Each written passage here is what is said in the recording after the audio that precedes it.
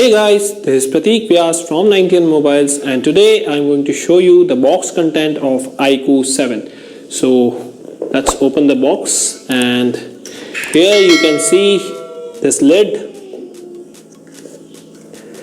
and in this lid you can see the SIM ejection tool, documentation, product technical specifications.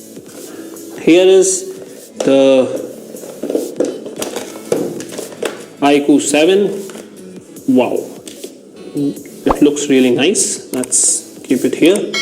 So after the phone you can see this protective cover, which is definitely going to protect your phone from any scratches or harm.